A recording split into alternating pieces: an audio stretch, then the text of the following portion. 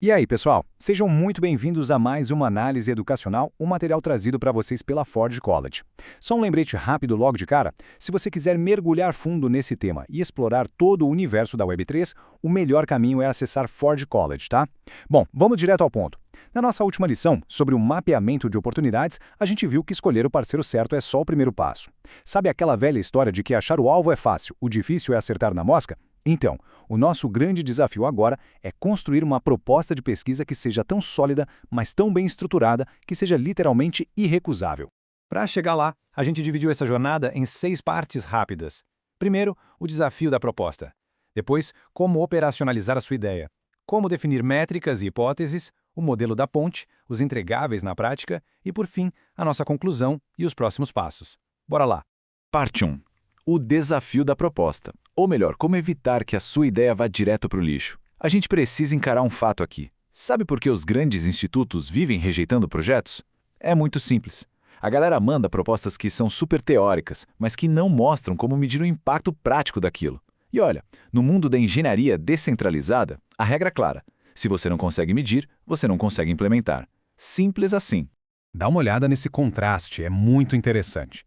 Do lado esquerdo, a gente tem aquela armadilha clássica do jargão acadêmico. Melhorar o desempenho.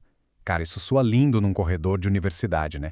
Mas é o pesadelo absoluto de um revisor técnico. Tipo, melhorar o quê? Enquanto? Em que cenário? Agora, olha para o lado direito. Pura clareza. Reduzir a latência mediana em 20%. Isso sim é uma métrica concreta, quase com formato de patente. Não deixe espaço para dúvidas. É exatamente assim que a sua comunicação técnica tem que ser. Isso nos leva à parte 2, operacionalizando, ação e medição. Vamos ver como a gente tira isso do mundo das ideias e leva para a engenharia de precisão de verdade. Operacionalizar, bom, é literalmente pegar aquela sua afirmação teórica toda abstrata e transformar numa ação ou numa medição que dá para ser executada. Sem isso, a sua pesquisa é só um palpite bem intencionado. É a operacionalização que pega a teoria pelo braço e fala, ok, agora prova isso aqui no mundo real usando números sólidos. E para fazer isso dar certo, tem uma fórmula de ouro. É sério, tá bem aqui. Nós iremos x para y sob condições z. Essa é a sintaxe perfeita, sem tirar nem pôr. Você define a intenção, que é o x, o sujeito, que é o y, a meta exata e o escopo do teste, que é o z. Quando você usa esse formato, a chance do avaliador ficar confuso simplesmente some. É tiro e queda. Certo? Parte 3, métricas e hipóteses, calibrando os nossos instrumentos. Agora que a gente já tem o objetivo desenhadinho, a gente precisa escolher as ferramentas certas para medir o sucesso disso tudo.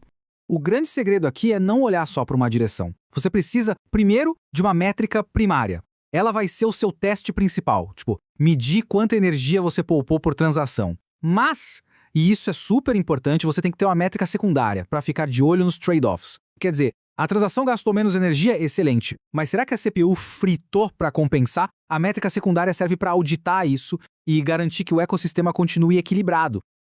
E o rigor da engenharia exige que a gente respeite a arquitetura como um todo, tá?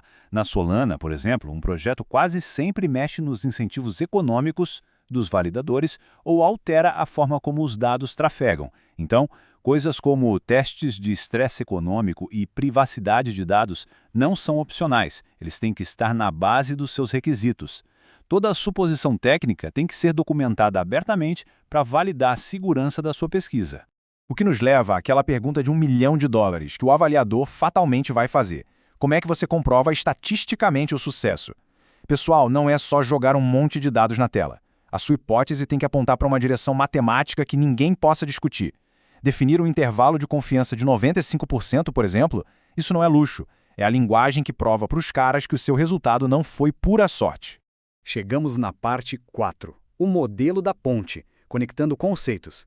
Para amarrar toda essa complexidade de um jeito lógico e fácil de visualizar, a gente vai usar um modelo mental muito bacana agora.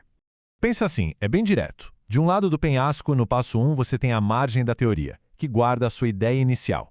No meio, sustentando o vão, está o passo 2, a evidência, as suas métricas de rigor. O seu objetivo é atravessar esse precipício e aterrissar são e salvo no passo 3, que é a adoção. Isso é a capacidade prática do laboratório. Se o instituto parceiro prioriza a reprodutibilidade, a sua ponte tem que chegar lá entregando exatamente isso, código aberto e dados acessíveis. Para ter certeza de que essa ponte não vai desabar, a gente tem um checklist de segurança com 5 pontos. A ação está bem delimitada, a métrica principal reflete o que você quer, tem limite quantitativo, o que você vai entregar tem utilidade real, o cronograma faz sentido com o que o laboratório tem de infra e olha, presta muita atenção. Se uma dessas pranchas estiver solta, a ponte colapsa na hora da revisão técnica e você vai ter que reescrever tudo, sem choro. Vamos para a parte 5. Entregáveis na prática. Os ativos do mundo real. Com a ponte de pé num papel, é a hora de mapear como o trabalho que você fez vai virar utilidade direta. Essa matriz aqui é como se fosse um manual final do seu projeto. Ela acaba com qualquer enrolação amarrando 3 frentes. O objetivo aponta direto para a métrica, que gera um entregável palpável. Por exemplo, se o foco era reduzir a latência, o entregável final não é um parágrafo de texto num PDF, é um script de benchmark automatizado. Os institutos de ponta piram nisso, sabe? Porque se você entrega algo que a equipe deles pode reutilizar no futuro para testar outras coisas, cara, o apelo da sua proposta multiplica absurdamente. Só que tudo isso precisa ter um timing perfeito, né? Então a gente cria um cronograma detalhado. Mês 1 para estabelecer a base, depois meses para testes controlados, tempo para replicação. Isso mostra que você não vai desperdiçar o tempo ou os servidores do parceiro. É a materialização de uma gestão de recursos afiada de nível super profissional. E aí chegamos na nossa reta final, parte 6, conclusão e passos, a submissão formal. Tudo organizado, cronogramas fechados, vamos amarrar os pensamentos finais.